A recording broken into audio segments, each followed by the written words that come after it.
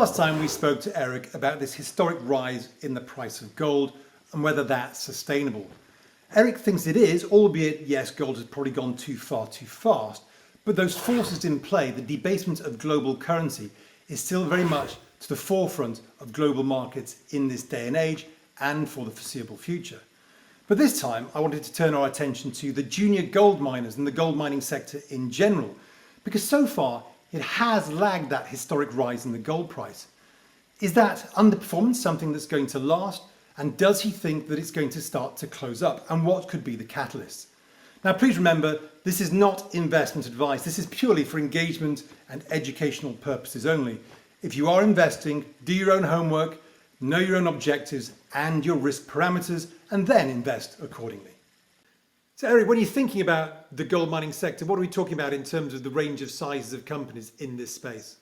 You're going to look at, I think, three different tranches. Let's start at the bottom. You have companies that really, frankly, shouldn't even be in the public markets. A lot of these Canadian junior companies, also in the Australian exchanges. I mean, they have companies that are publicly traded with $1 million market cap. It's like there's a hot dog stand in Times Square worth more than that, to lease. So you've got very tiny companies that, for whatever reasons, many of those entities, they fail over time because the business model is really not the best. It's money going, you raise money to make it go out the door to drill in the ground, and you're not getting anything back for a long time.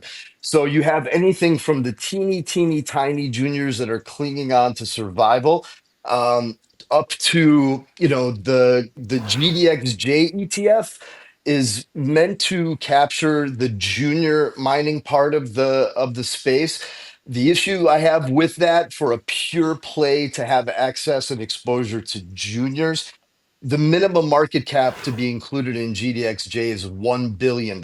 So that's where you get into a lot of those are more on the developmental stage, which I would say would be next. So you've got those small junior exploration companies still trying to find a discovery in the ground, and or have found a discovery and are working on proving that up the scale to find out how big it is, to find out if it's economically feasible. The development stage companies have typically already done that, whether you're a $1 billion market cap company, or there are others we'll probably talk about in the future that are closer to a 100 million or 40 million or 200 million, that have already got, they're not producing, but they've already taken an asset or assets to a level where the finish line of starting production and getting financing for that is in the near future. And then you have the producing gold companies, which is, there's a lot of these blue chip entities that we've seen that were a part of the best performing sector in the stock market globally in Q1.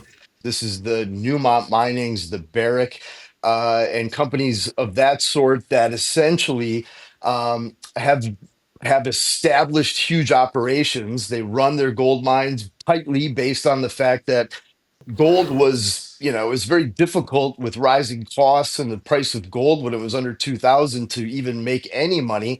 And their costs have remained fairly fixed compared to that explosion of the price of gold. And those are the companies that are benefiting the most now, because it's going right to their bottom line. So why do you think that gold miners, junior gold miners in general are an attractive opportunity? Well, this is a very cyclical space. If you look back in time, there are certain industries and certain sectors that are cyclical. Commodities are notorious for that, precious metals as well. Not only do they have their secular bull and bear markets, but cyclically, they can have very big moves over the course of a few years, and that can be on the upside or the downside. I mean, I'm just looking at 2011. There's a lot of talk now about these rare earth metals and critical minerals. In 2011, we saw a bubble in that space along with gold stocks, that hit a peak and a crescendo at that time, followed by a bursting of that interim bubble, if you will, where between October until January of 2016, we saw one of the most brutal bear markets that I had witnessed, certainly in that sector, being a bit more new to that versus my other areas in the marketplace. And, you know, the irony with all of this, it's the same story with, investor psychology and, if you're going to be a contrarian or not. When you wanted to buy, that space was kind of similar to right now because it was different in a couple of ways. Because now we're seeing more of a sustainable move and coming out of what has been we're coming up on a 5-year anniversary in August of 2020 when we saw a top in the gold miners and in the gold sector. And for the next, call it 4 years, we just ground down to a level that was brutal. And a lot of these companies are not even able to survive. Some of them were patchworking them through, scaled back, on costs and things. But the decimation that I see there, this is where you have more of an expunging to create a bottom of a cycle that is then, because of how bad it's been, likely going to be one of the larger and more violent bull markets that we've seen, certainly in my lifetime coming up. And so part of it is gold's at 3,200 bucks an ounce. This isn't, 1,600 or 1,800. It's up there. And so you've got huge profitability from the top on down. And there's no question in my mind that if you look at the Newmonts and the Barricks and the Agnicos and the other companies at the top end that are printing money, they need, and this is typically how this industry works, they need to outsource exploration by essentially, and we're seeing this pick up, acquiring junior mining companies that are exploration and development stage to fill their pipeline, and they've got the money to do it. So I think it's a combination of some beautiful things. Gold at 3,200, and these stocks should be absolutely off to the races. They're not. Why do you think they've been lagging? Well, it's the $1 million question, Roger, and I don't necessarily have the exact answer. I just know that I've hung on this far. I'm going to wait to see if that shit trickles down sooner or later. I see a lot of value in this space. So the more robust, to get a few more quarters of printing cash from the producers, you're going to see the classic trickle down of acquisitions and premiums. And I just this week started to see real volume and bids come in to more than a couple handfuls of really tiny juniors. It's very interesting. We might be at the cusp right now. So it sounds that's how it's going to reconnect. It's going to be the big boys taking out the small boys, and the big boys are printing cash already with the gold price here. So they're going to have a war chest soon. They've already got one. It's just a matter of, I mean, you're starting to see, we've just had the Equinox Calibre merger, largest in Canadian history. We have First Majestic just made a purchase on the silver side that was pretty substantial. So the deals are starting to be made. And, I think that the other thing that we're seeing and are going to see more of are some of these really tiny companies that are getting scooped up for entities that want to expand. Say, for example, if they've got a property next to a junior's property in a prolific area like the Carlin Trend or Battle Mountain in Nevada, and then they end up just buying the neighbor because they can do so for, 7, 8, 10, $15 million in paper. And you might as well because your company's valued at 20 times more than them because you've also got some other assets that are further developed. So it's happening already. I just think it's going to accelerate. And really, what you need are two things to spark the market. Some more of that action, where you're actually surprised because somebody made a bid for your company that you've been holding and has been, floundering for years, and all of a sudden you make 3, 4, 5x. And or we need to see what would propel everything very quickly is a big, sexy discovery. It sounds like now is the time, but isn't waiting for discovery. I mean, this is a slow paced moving industry. It could be a while to get the big discovery, or do you think there could be some imminent? There are imminent plays. I mean, people don't really quite understand how this business works. I mean, from And I've gotten into this with folks in Washington regarding the issue with producing rare earth minerals, which we have in the US on our own soil. It's very similar though with whether you're looking for gold or copper or critical minerals, what have you. Uh, if you're going to be generous, from the day that a company discovers, meaning they hit a hole that's extremely high grade, has all the markings of various metals that are going to look at, and the topography and the geology are going to, indicate that if you keep drilling, it's going to be bigger and bigger and bigger. So then you can call it a discovery after lay in X amount of holes. So now you've got a discovery, you figure out how big is this going to get, and is it economically feasible in the future to build a mine? Well, that process, Roger, if you're friendly and being nice, it takes 15 years or more from a discovery to actually producing an ounce or a pound or whatever of whatever material you're looking at.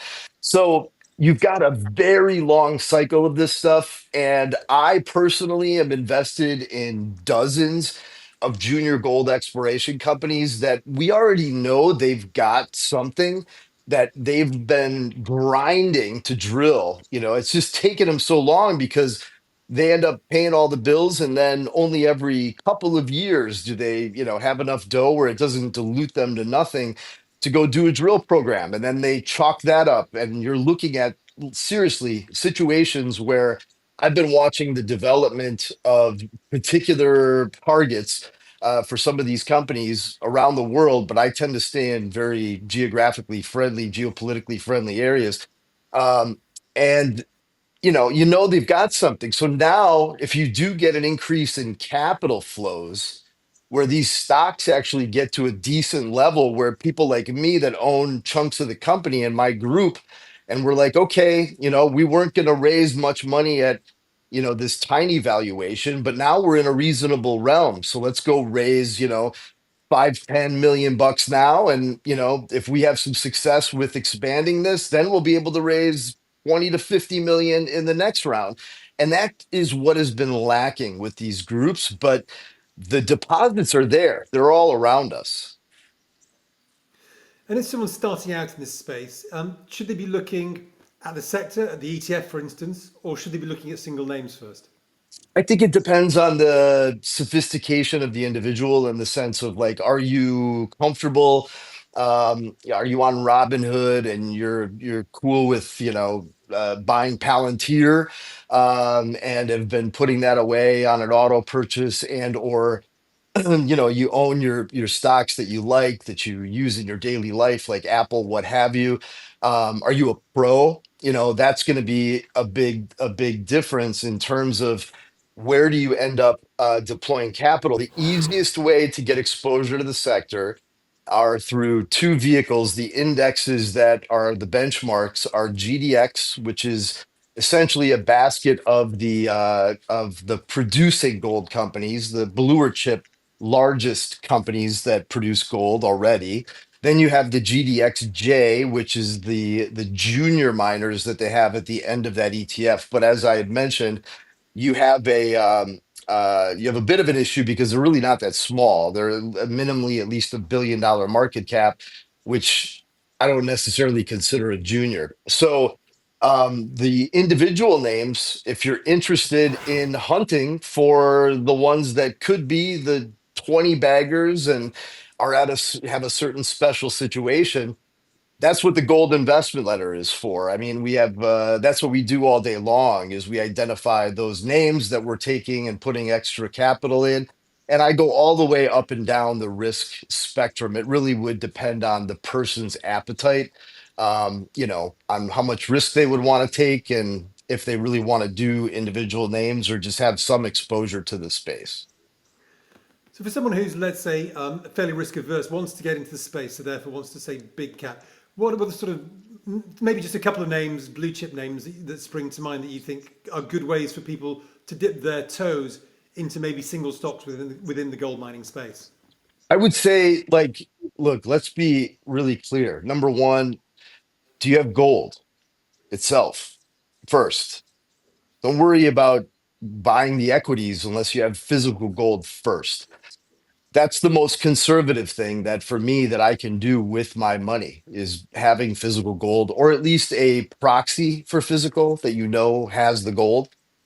And as far as the large caps, the blue chips, like go do your own homework. It's not my area of expertise. People in my world, they don't need me to tell them to go buy Newmont Mining or Barrick Gold. At a minimum, you can come to me and we take a look at some of the, what I would call mid caps that are, typically under a billion, sometimes many times under $100 million market cap and even lower than that. So that's where I try to focus because you know uh, the the indexes and the blue chips are pretty easy to find.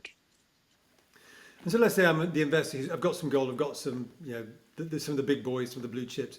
How does someone go, or how would you, what are the sort of basic rules that you apply to managing a portfolio? Let's say I decided I'm done with my gold and my gold, big gold miners. Now I'm going to have a portfolio of small caps, juniors, etc.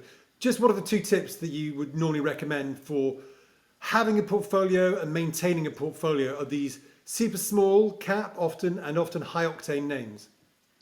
I think that the best success that I've had over the years, and I've been lucky. I mean, if you the gold investment letter was launched again at the top of the market in October of 2011. It was the best thing that ever happened to me because I had to really suck it up and build, a subscriber base over the first 4 year period where we were swimming against the current. And so that helped me as well to realize that good things sometimes take time, and it also has to do with the environment that you're in, meaning I get more aggressive when I see turns in markets. If you want 10, 20, 30 times your money in and by the way, the largest returns I've ever had, and I was for most of my life angel investor, and before that, professional on the banking side, investing along some of the best VCs in Silicon Valley, and this goes back, my career now 30 years. Um, the biggest returns I ever had were in 2021 in the crypto market, where it dwarfed the second biggest gains that I ever had, which was in the space we're talking about now, mainly like junior mining exploration penny stocks trading out of Canada, and then they have a US proxy. Um, and I've had a number of huge winners, but what I would say that is the biggest thing is if you're going to go into that realm, you don't just like hear one idea and then, you know, buy it all up and this is your bet because it's the greatest thing since sliced bread. And if it goes down on you first, screw this and you move on to the next. We all know that this is like early stage venture capital, like some of these deals. So I always say, some of them are too small to even put 100 grand into. So if you have a smaller investor, and you put in 10, 10, 10, 10, 10, and you have 8 or 10 ideas, I think that really helps to mitigate your risk because, the actual dynamic in the risk reward of some of these juniors that are very risky and in a lot of cases illiquid. Their business model is not the best. It's not like they're going to be launching a product next week and then they're going to be cash flow positive in 6 months. So you have to look at the sustainability of these situations and wait for your moment, whether that's on news from the particular company and or a lift in the sector. You can make an absolute fortune. But I think right now is a primary, very important focal point to be shopping for those names. So you spread it out. You have, call it 10 names at 10 grand a pop. You can have half of those go to zero, Roger. And if you have the one, which we do all the time, the one that goes up 20x, one that's up 10, one that's up 5x, one that's up a double, a couple break even, some down 50%. I'm just using extremes, but those at the end of the day, the way you chop that up can be world class returns, but you wouldn't think of it that way. So in summary, the gold mining sector, particularly the junior gold miners, have lagged the gold price. But Eric says this is cyclical. You should expect this. This is a much maligned sector that has been unloved for so long. But with the gold price where it is today, and with many of these stocks having reduced their costs so much, the margins are there for the taking. They just need to be unlocked. And more importantly, he's starting to see the activity in this sector, some M&A type activity, which suggests that that interest is now picking up. Some of the big boys with the cash piles are coming in. Therefore, if we do our homework, we could be able to pick some of those stocks that could be taken out in the future. Now, this is not a blunderbuss approach and just buy everything. You still have to pick your stocks and you still have to manage your portfolio because some of these names are liquid, they're volatile, and they're difficult to trade in and out of. But remember, this is not investment advice and do your own homework. And if you want to know more about Eric's thoughts on the gold mining sector, the silver mining sector, and precious metals in general, please go to www.goldinvestmentletter.com.